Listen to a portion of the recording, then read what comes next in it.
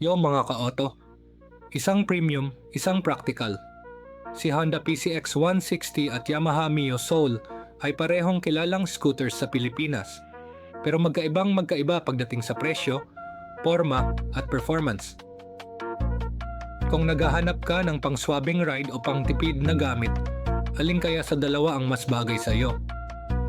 Tara, i-breakdown natin.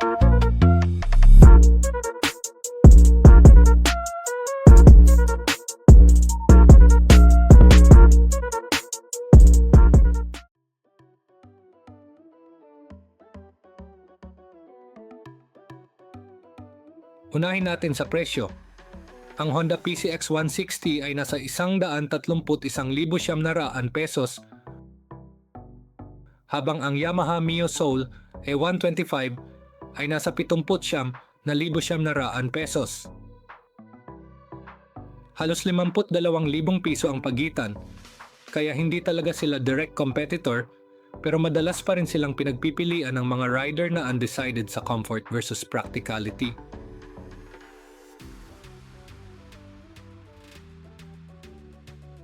Si PCX 160 ay premium at eleganteng tignan. Malinis ang linya, malapad ang body, at talagang pang-classy commuter. Si Mio Soul naman ay sharp, edgy, at sporty ang dating. Mas simple siya, pero hindi rin pahuhuli sa porma, lalo na kung mahilig ka sa agresibong design.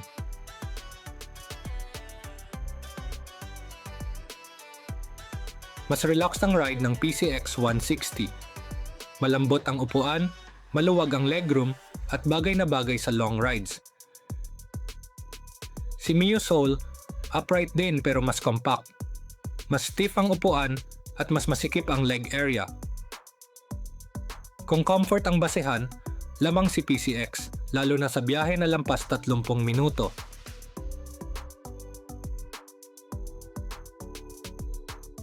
PCX 160 has a 157cc ESP Plus engine na tahimik, smooth, at refined. Si Mio Soul naman ay may 125cc Blue Core engine na mas simple pero matipid. Sa arangkada, mas malakas si PCX. Pero kung daily ride lang at hindi kailangan ng malakas na torque, sapat na si Mio Soul.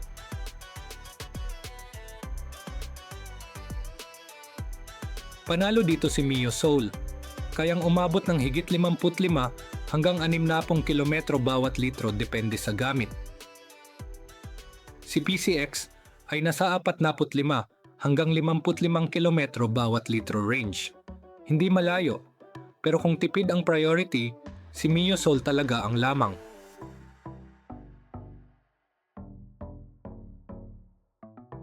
Si PCX ay loaded sa features, smart key system, full digital panel, USB Type-C charging, LED lights, at ABS sa harap. Si Mio Soul ay basic, analog digital panel, halogen headlight, at wala pang smart key. Kung tech ang hanap mo, sulit ang dagdag sa PCX.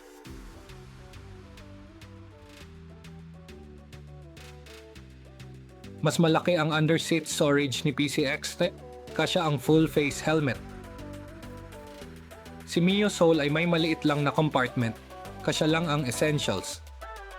Kung may bit-bit ka parati, lamang si PCX. Pero kung short rides lang, okay na si Mio Soul.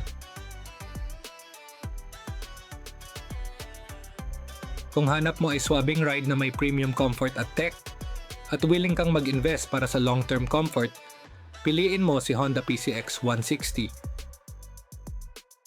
Pero kung tipid, simple at practical daily ride ang kailangan mo, sulit ang Yamaha Mio Soul.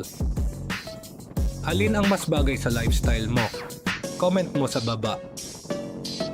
Like, subscribe, at ride safe lagi mga ka-auto. Thanks for watching!